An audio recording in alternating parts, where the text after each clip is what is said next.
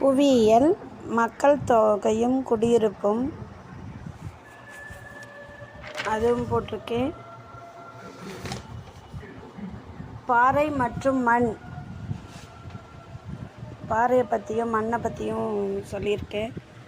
அது important general question answer மாதிரி போட்டிருக்கேன். ஒவ்வொரு பகுதியாக புவியியலில் போட்டுட்ருக்கேன். கண்டிப்பாக பாருங்கள், சப்ஸ்கிரைப் பண்ணுங்கள். Okay, thank you.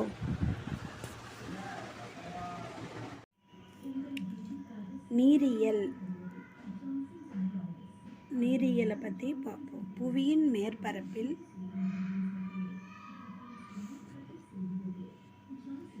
மேற்பரப்பில் நீரின் பரப்பு எவ்வளவு? 71% பரப்பு. புவியில் உள்ள மொத்த நீரில் கடல் நீர் அல்லது உவர் நீரின் அளவு என்ன? 97.2%. புவியில் உள்ள மொத்த நீரில் நன்னீர் அளவு என்ன? 2.8%. புவியில் உள்ள நன்னீரில் பனியாறுகள் மற்றும் பனிமலைகளில் எத்தனை சதவீதம் உள்ளது? 67.8%. புவியில் உள்ள நன்னீரின் நிலத்தடியில் உள்ள நீரின் சதவீதம் என்ன? 30.1%. புவியில் உள்ள நன்னீரின் மேற்பரப்பில் எத்தனை சதவீதம் உள்ளது? 3%. நன்னீரில் மற்றவை 9%. புவியில் உள்ள மேற்பரப்பில் உள்ள நன்னீரில் ஏரிகளில் எத்தனை சதவீதம் உள்ளது? 87%. புவியில் உள்ள மேற்பரப்பில் உள்ள நன்னீரில் சதுப்பு நிலத்தில் எத்தனை சதவீதம் உள்ளது? 11%. புவியில் உள்ள மேற்பரப்பில் உள்ள நன்னீரில் ஆறுகளில் எத்தனை சதவீதம் உள்ளது? 2%. புவியில் உள்ள நீரின் கன அளவு என்ன? 326 மில்லியன் கனமைல். புவியின் மீது உயிரியல் நீரின் அளவு எவ்வளவு? 0.0001. புவியின் மீதுள்ள மொத்த நீரின் சதவீத இயல்பு என்ன? நீர் ஆதாரம், நீர் சதவீதம். பேராழிகள் கடல்கள் 96.54. பனியாறுகள் பனிமலைகள் நிலையான உறைபனி 1.74. நிலத்தடி நீர் 1.69. மண்ணின் ஈரப்பதம் 0.001. நிரந்தர பனிக்கட்டி 0.022. ஏரிகள் 0.013. வளிமண்டலம் 0.001. சதுப்பு நிலம் நீர் 0.0008. ஆறுகள் 0.0002. கிணறுகள் ஆழ்துளை கிணறுகள் மூலம் எடுக்கப்படும் நிலத்தடி நீரின் அளவு என்ன? 0.6%.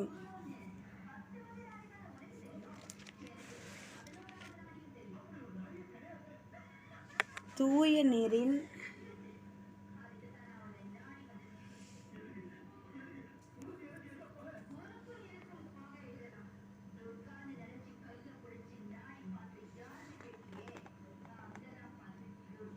நீரின் கொதிநிலை என்ன? 100 டிகிரி சென்டிகிரேட் 212 டிகிரி ஃபாரன்ஹீட்.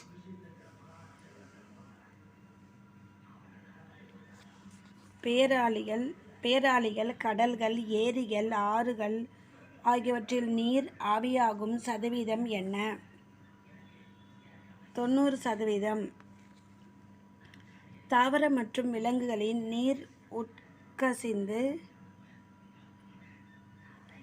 உட்கசிந்து வெளியிடுதல் மூலம் நீராவி ஆகும் அளவு எவ்வளவு? 10%. மொத்த மழை நீரில் கடலில் சென்று கலக்கும் நீரின் அளவு எவ்வளவு? 35%.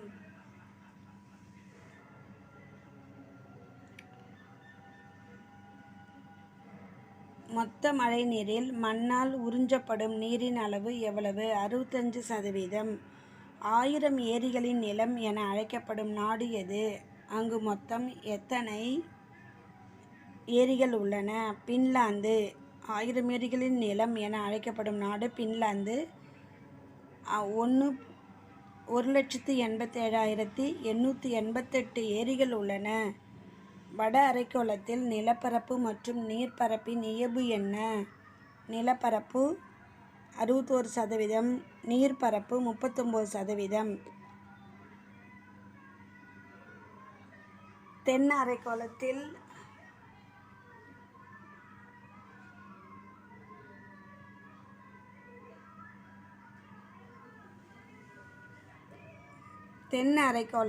நிலப்பரப்பு மற்றும் நீர்ப்பரப்பின் இயல்பு என்ன? நிலப்பரப்பு 19%, நீர்ப்பரப்பு 81%. நில அரைக்கோளம் என அழைக்கப்படும் அரைக்கோளம் எது? வட அரைக்கோளம். நீர் அரைக்கோளம் என அழைக்கப்படுவது அரைக்கோளம் எது? தென் அரைக்கோளம். நீர் அரைக்கோளம் என அழைக்கப்படுவது அரைக்கோளம் எது? தென் அரைக்கோளம். புவிக்கோளத்தின் வலைக்கிண்ணமாக கருதப்படுபவை எவை? கடல்களும் பெருங்கடல்களும். கோளத்தின் கதாநாயகன் என்ற பட்டத்தை முதலில் பெற்றவர் யார்? Sylvia Earl. கோளத்தின் கதாநாயகன்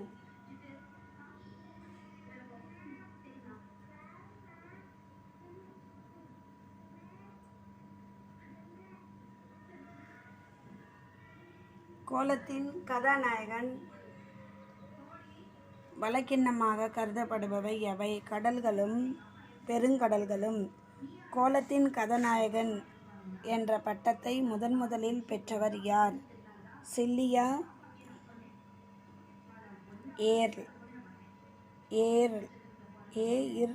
ஏர்ல். உலகின் செழிப்பான மீன் பிடித்தளம் எது? நியூஃபவுண்ட்லாந்தில் உள்ள கிராண்ட் பாங்க். உலகின் செழிப்பான மீன்பிடித்தளம் நியூஃபவுண்ட்லாந்தில் உள்ள கிராண்ட் பாங்க். கடலின் எந்த பகுதியில் அதிக மீன் வளங்கள், எண்ணெய் வளங்கள், இயற்கை வளங்கள், எரிவாயுகள் கிடைக்கின்றன? கண்டத்திட்டு பகுதி. இந்தியாவில் கடலில் உள்ள எண்ணெய் வயல் எது?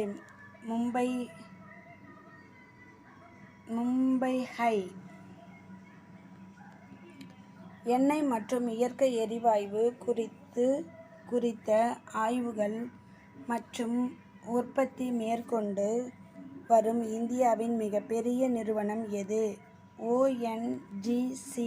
ONGC. கடலடி பள்ளத்தாக்குகள் மற்றும் அகழிகள் காணப்படும் கடல் பகுதி. கண்டச்சரிவு, வண்டல் விசிறிகள் காணப்படும் கடல் நிலப்பரப்பு எது?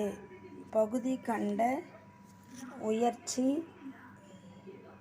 அபிசல் குன்றுகள், கடல் குன்றுகள், கடல்மட்ட குன்றுகள், பவளப்பாறைகள் மற்றும் வட்டவளத்திட்டுகள் போன்றவை காணப்படும் கடல் நிலப்பரப்பு எது? ஆழ்கடல் சமவெளி.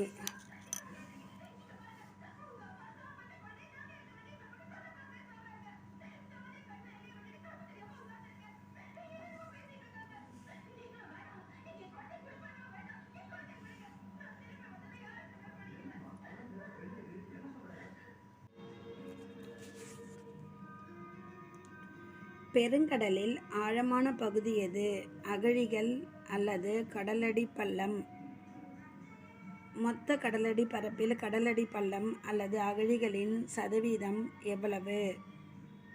பெரும்பாலான வலிமையான நிலநடுக்க புவியின் எந்த பகுதிகளில் உருவாகின்றன? கடல் அடி பள்ளம் அல்லது அகழி. உலகில் மிக ஆழமான உறிஞ்சுதுளை எது?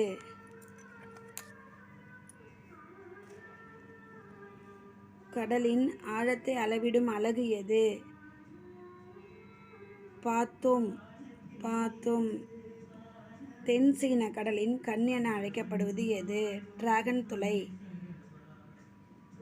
உலகில் மிக ஆழமான உறிஞ்சுதுளை எது? டிராகன் துளை. கடல் அடிப்பள்ளம் அல்லது அகழி. கடலின் ஆழத்தை அளவிடும் அலகு எது? பாத்தோம். ஒரே அளவிலான ஆழம் கொண்ட இரு இடங்களை வரைபடத்தில் இணைக்கும் கோடு எவ்வாறு அழைக்கப்படுகிறது? சம ஆழக்கோடு.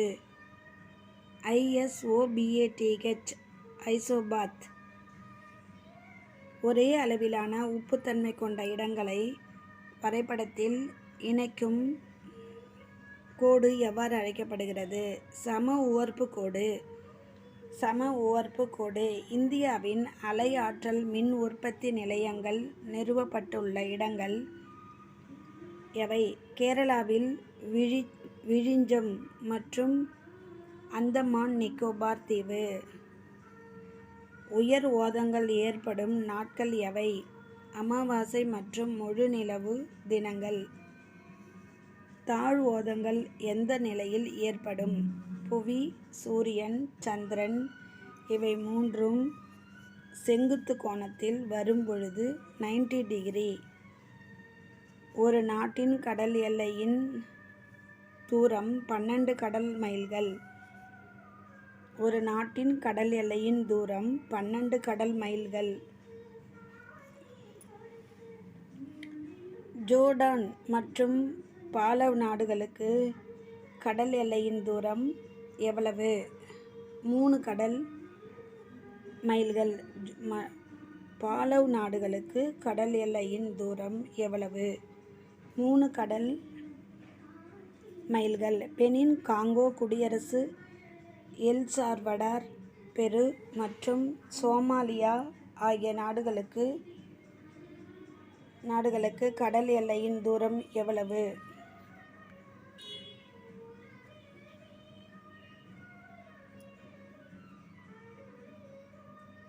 எல்லையின் தூரம் எவ்வளவு? 200 கடல் மைல்கள். பெருங்கடல் நீரோட்டங்கள் வட அரைக்கோளத்தில் எந்த திசையில் சுழல்கிறது?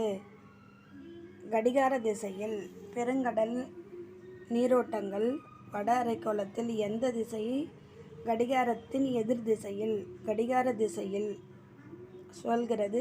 கடிகார திசையில். பெருங்கடல் நீரோட்டங்கள் வட அரைக்கோளத்தில் கடிகார திசையில் சுழல்கிறது. தென் அரைக்கோளத்தில் கடிகாரத்தின் எதிர் திசையில் சுழல்கிறது. தமிழ் அச்சக்கோட்டு பகுதியில் இருந்து உயர் அச்சக்கோட்டு பகுதியை நோக்கி நகரும் நீரோட்டங்கள் எவை? வெப்ப நீரோட்டங்கள். உயர் அச்சப்பகுதியில் இருந்து தாழ் அச்சப்பகுதியை நோக்கி நகரும் நீரோட்டங்கள் எவை? குளிர் நீரோட்டங்கள்.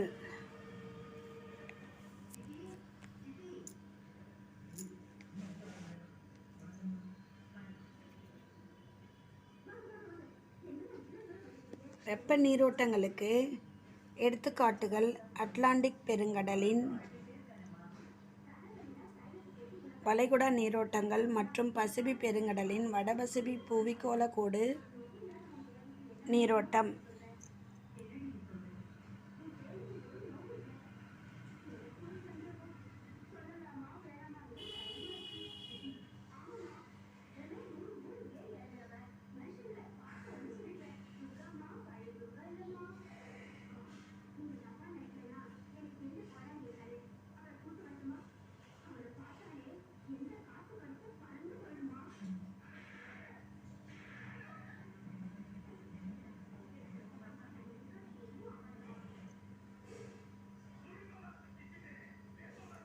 குளிர் நீரோட்டத்திற்கு எடுத்துக்காட்டு அட்லாண்டிக் பெருங்கடலில் உள்ள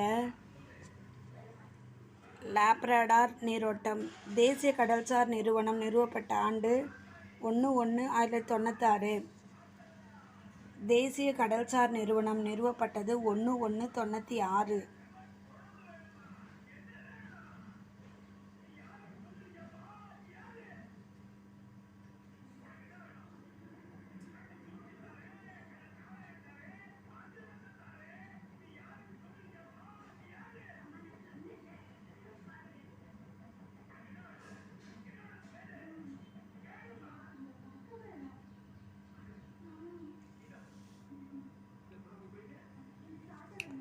தேசிய கடல்சார் நிறுவனத்தின் தலைமையகம் எங்கு உள்ளது? டோனா பவுலா, கோவா மாநிலம்.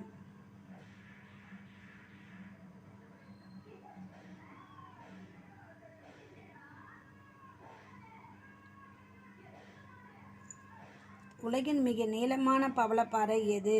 அது எங்கு உள்ளது? மற்றும் அவற்றில் எத்தனை பவளப்பாறைகள் தீவாக மாறியுள்ளன? The great barrier reef. The great barrier reef ஆஸ்திரேலியாவில் கிழக்கு கடற்கரை 900 பவளப்பாறைகள் தீவாக மாறின. 900 பவளப்பாறைகள் தீவாக மாறின. பெருங்கடல் நீரோட்டங்கள்: தென் அட்லாண்டிக் பெருங்கடல், பென்குலா நீரோட்டம். வட அட்லாண்டிக் பெருங்கடல், வளைகுடா நீரோட்டம். வட அட்லாண்டிக் பெருங்கடல், வட அட்லாண்டிக் நீரோட்டம். வட அட்லாண்டிக் பெருங்கடல், லாப்ரடார் நீரோட்டம். வட அட்லாண்டிக் பெருங்கடல், தேனாரி நீரோட்டம், கேனாரி நீரோட்டம். தென் பசிபிக் பெருங்கடல், பெரிவியன் ஹம்போல்ட் நீரோட்டம். வட பசிபிக் பெருங்கடல், வட பசிபிக் பெருங்கடல், வட பசிபிக் பெருங்கடல், குரோஷியா நீரோட்டம், ஓயோஷியா, அலாஸ்கா. வட பசிபிக் பெருங்கடல், கலிபோர்னியா. இந்திய பெருங்கடல்,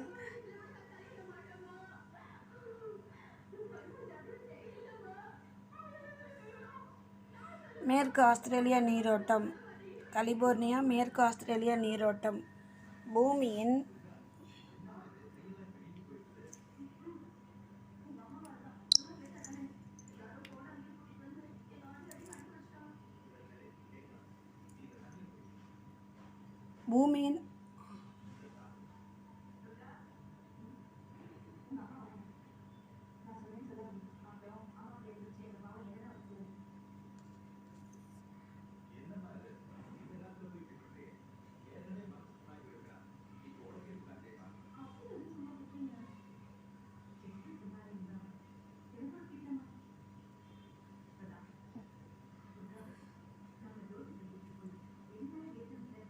பூமியின் உள்ளியக்க சக்திக்கான காரணம் என்ன?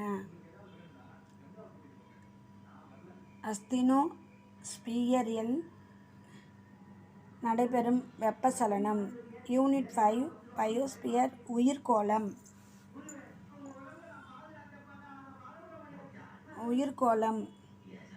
பூமியில் உயிர்க்கோளம் பரவியுள்ள பகுதி எது? கடல் மட்டத்திலிருந்து சுமார் 20 கிலோமீட்டர் உயரம் வரை. பூமியின் உயிர்க்கோளம் பரவியுள்ள பகுதி எது? கடல் மட்டத்திலிருந்து சுமார் 20 கிலோமீட்டர் உயரம் வரை.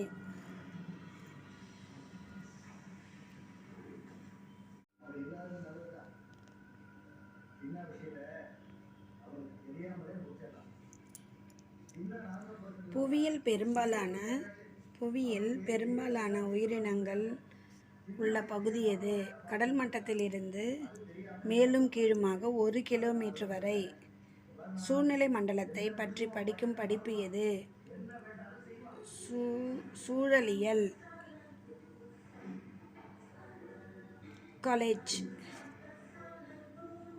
எக்காலஜி. சூழ்நிலை மண்டலத்தில் உயிரற்ற கூறுகள் எவை? நிலம், காற்று, நீர், சுண்ணாம்பு, இரும்பு. சூழ்நிலை மண்டலத்தின் உயிருள்ள கூறுகள் எவை? தாவரங்கள், விலங்கு, நுண்ணுயிரிகள். சூழ்நிலை மண்டலத்தின் ஆற்றல் கூறுகள் எவை? சூரிய ஆற்றல், வேதி ஆற்றல். சூழ்நிலை மண்டலத்தின் உற்பத்தியாளர்கள் அல்லது தற்சார்பு ஊட்ட உயிரி என அழைக்கப்படுபவை எவை? தாவரங்கள், பாசி, பாக்டீரியா. சூழ்நிலை மண்டலத்தின் நுகர்வோர், பிறச்சார்பு ஊட்ட உயிரி எவை? முதல் நிலை நுகர்வோர் வரிக்குதிரை, ஆடு போன்ற தாவர உண்ணிகள். முதல் நிலை நுகர்வோர் வரிக்குதிரை, ஆடு போன்ற தாவர உண்ணிகள். இரண்டாம் நிலை நுகர்வோர் சிங்கம், பாம்பு போன்ற ஊன் உண்ணிகள்.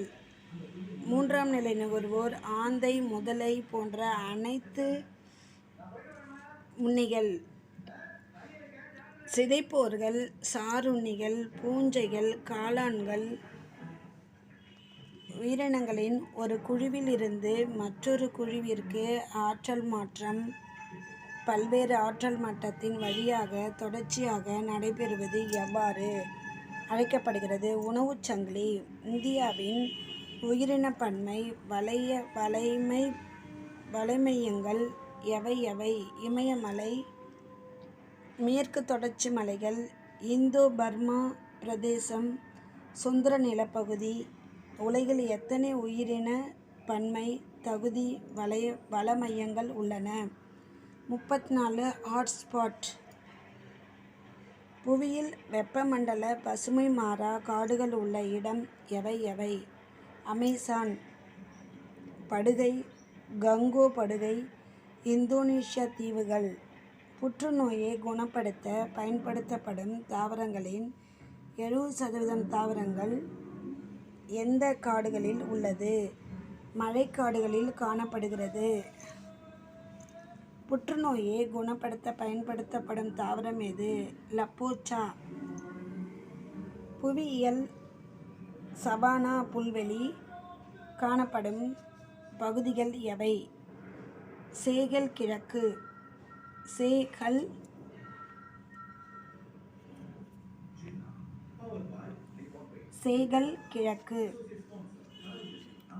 ஆப்பிரிக்காவின் சகாராவின் தென்பகுதி மற்றும் ஆஸ்திரேலியா வெப்பமண்டல புல்வெளியில் பகுதியில் காணப்படும் தாவரங்கள் எவை?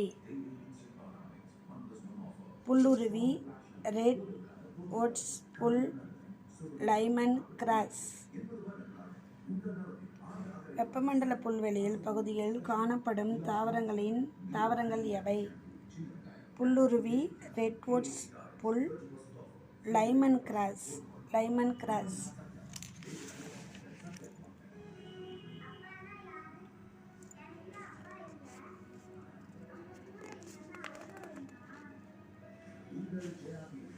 வெப்பமண்டல புல்வெளியில் பகுதிகளில் காணப்படும் விலங்குகள் எவை? மான். வெப்பமண்டல பகுதியில் மான், குதிரை, புலி, சிங்கம். வெப்பமண்டல மழைக்காடுகளில் காணப்படும் தாவரங்கள் ரப்பர், மூங்கில், எபோனி. வெப்பமண்டல மழைக்காடுகளில் காணப்படும் விலங்கு யானை, சிறுத்தை,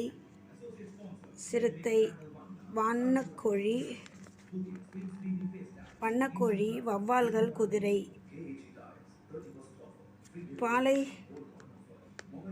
பாலை தாவரங்கள் எவ்வாறு அழைக்கப்படுகிறது? எக்ஸ்ரோபைட்ஸ்.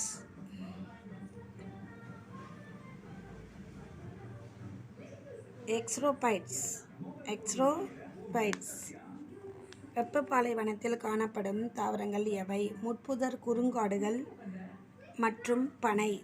பாலைவனத்தில் வாழும் விலங்குகள் எவை? பாம்பு, பல்லி, எலி, தேள், ஒட்டகம் போன்ற ஊர்வன. கோதுமை பயிரிடுவதற்கு சாதகமான பகுதி மிதவெப்பமண்டல புல்வெளி. மிதவெப்பமண்டலத்தின் காணப்படும் விலங்குகள் வெட்டுக்கிளி, ஓநாய், காட்டெருமை, பிரேரி நாய்.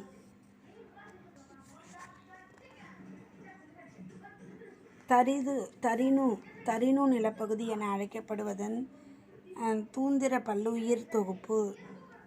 தூந்திர பகுதியில் வீடுகள். தூந்திர பகுதியில் வாழும் மக்களின் முக்கியமான தொழில் வேட்டையாடுதல், மீன்பிடித்தல். பாலைவன சோலையில் பயிரிடப்படும் பயிர்கள் எவை? பேரீச்சை, அத்தி, சிட்ரஸ் பழங்கள், மக்காச்சோளம். ஆர்க்டிக் பகுதியில் வசிக்கும் பழங்குடி இனத்தவர்கள் யார்? பாசி. உலகின் மிதவெப்ப மண்டல புல்வெளிகள் மற்றும் அவை காணப்படும்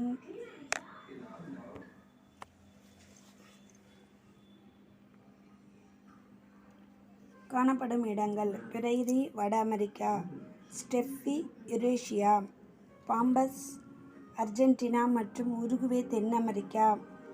பெல்ட் தென்னாப்பிரிக்கா. Downs Australia. கேன்பர்க் நியூசிலாந்து. Manchurian China.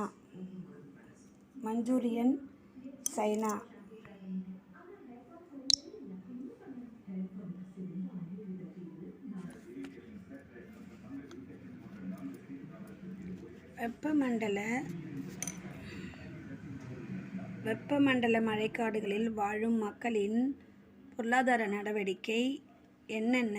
உணவு சேகரித்தல், மரம் வெட்டுதல், மீன்பிடித்தல், இடமாற்று விவசாயம். மலேரியா வைரஸ், காய்ச்சல் போன்ற நோய் தொற்று அதிகமாக தாக்கும் பகுதி வெப்பமண்டல மழைக்காடுகள். வெப்பமண்டல புல்வெளி பகுதியில் வாழும் மக்களின் முக்கிய தொழில் என்ன? கால்நடை மேய்த்தல், நாடோடிகள். பாலைவன பகுதிகளில் ஆண்டு சராசரி மழைப்பொழிவு எவ்வளவு? 25 சென்டிமீட்டர் குறைவாக இருக்கும். பாலைவன பகுதியில் வாழும் மக்களின் முக்கிய தொழில் எது? உணவு சேகரித்தல் மற்றும் வேட்டையாடுதல். மிதவெப்ப மண்டல புல்வெளியில் வாழும் மக்களின் முக்கிய தொழில் கால்நடை வளர்ப்பு.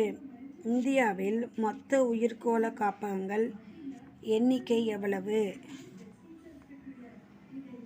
18. இந்தியாவில் மொத்த உயிர்க்கோள காப்பகங்களின் எண்ணிக்கை எவ்வளவு? 18.